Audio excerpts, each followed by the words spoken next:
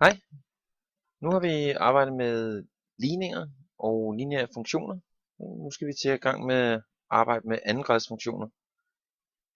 Og det vi skal starte med at kigge på, det er den grafiske betydning af det man kalder a, b og c i en andengradsfunktion.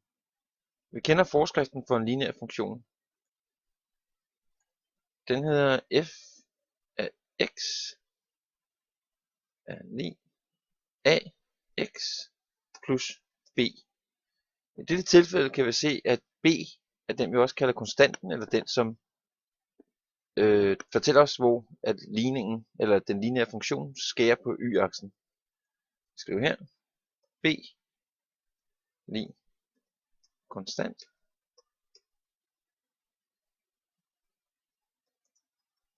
som er skæringspunkt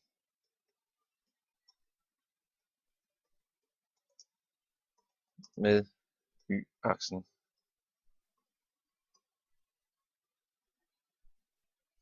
I en andengradsfunktion, så kommer der et bogstav mere på. Og det kommer til at se sådan her ud. F af x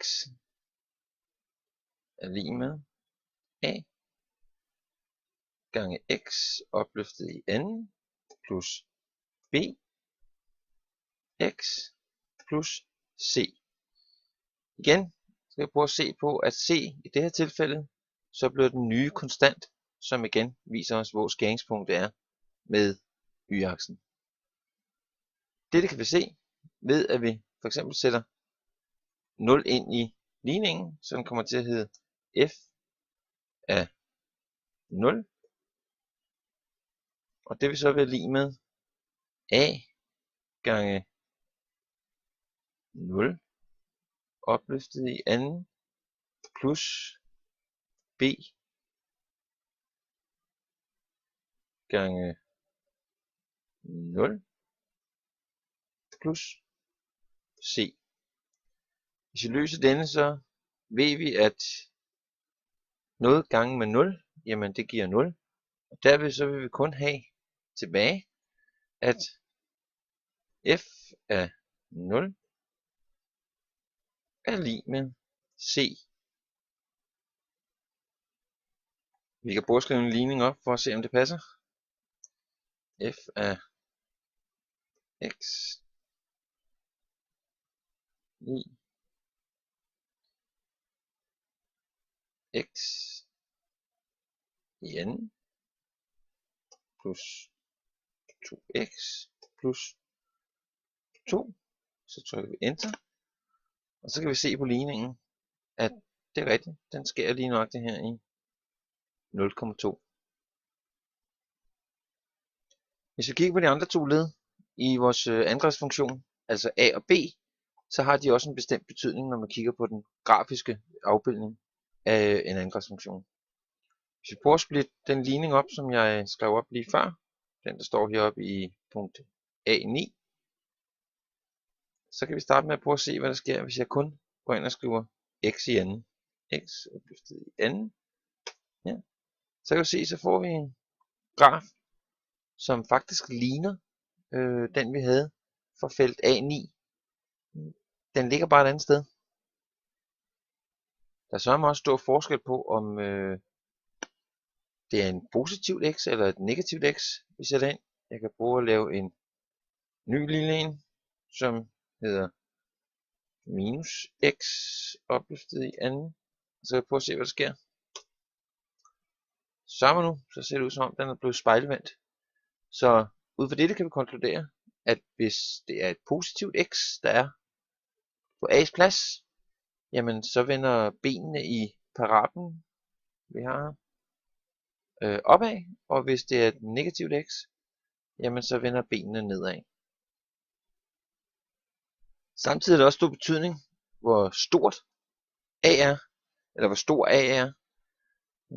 Vi kan prøve at sætte ind og gøre a dobbelt så stor, det vil sige, nu siger vi 2x opløftet i anden.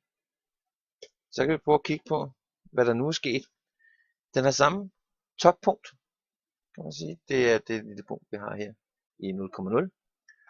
Men benene de blev samlet lidt i forhold til den oprindelige angrebsfunktion, som bare hed x i anden. Hvis vi nu prøver at gøre ligningen mindre end 1, for eksempel en halv gange x opløftet i anden, så vil vi kunne se, at lige pludselig så blev benene spredt lidt mere i forhold til den oprindelige. Og det gør selvfølgelig også gældende, når vi sætter et minustegn foran, så kommer de så bare ned og spejler sig i første aksen. Det vil så sige, at hvis vi prøver at konkludere noget ud for det, så kan vi kigge på ovenstående her, og kigge på den grafiske afbildning. Og så kan vi konstatere, at hvis x er mindre end 1, vil parablen samle benene, og hvis x er større end 1, vil parablen sprede benene i forhold til grundparablen. Som for os vil sige, når x er lig med 1. Det næste vi skal kigge på, det er b-funktionen. Hvad gør den ved parablen, når den ændrer sig fra bare at være 0, til rent faktisk at have et tal på x's plads. Vi kan prøve at se, hvad der sker, hvis vi skriver en parabel ind, som vores grundparabel, x i anden, og så prøver vi at skrive plus 2x. Nu kan vi se, at parablens toppunkt, som før var i 0,0, nu har flyttet sig ned til minus 1, minus 1. Det vil så sige, at lige så snart, at vi får noget ind på b-plads, jamen så flytter parablens toppunkt sig. Og hvis vi prøver at sætte det sammen med det, vi lærte allerede oppe i starten, med at c, det var konstanten, og derved også skæringspunktet med y-aksen, så kan vi prøve at sætte noget ekstra ind i ligningen, altså x opløftet i anden, plus 2x, og så prøver vi at sætte plus 2 ind, som vi havde i den første, og så vil vi prøve at se, hvad der nu sker med parablen. Selve toppunktet flytter sig igen, og det ene ben skærer y-aksen lige nøjagtigt i 2. Så det passer altså, at vores konstant, altså c bogstav, det er også det, der styrer konstanten, og samtidig styrer skæringen med y-aksen.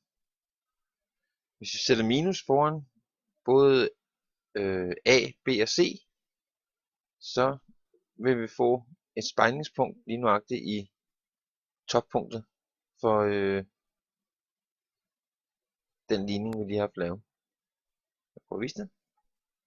Minus x opløftet i anden, minus 2x, minus 2. Her kan vi så se, at der kom parablen frem, som lige nøjagtigt kører modsat med spejlingspunktet. I det her tilfælde i minus 1. Og se her. Y lig minus 1. Og det er også der, som de to parabler rører hinanden. Konklusionen vil være, at en angrebsfunktion bestemmer punkt C, hvor på y-aksen, grafen eller parablen, som det er, skærer. Og punkt A, hvor samlede og spredte benene er i parablen. Punkt A bestemmer også, om benene vender opad eller ned. Hvis A er positiv, vender benene opad. Og hvis A er negativ, vender benene nedad. Det sidste punkt, altså punkt B, det får parablen til at flytte sit toppunkt væk fra y-aksen hen til et andet sted i koordinatsystemet.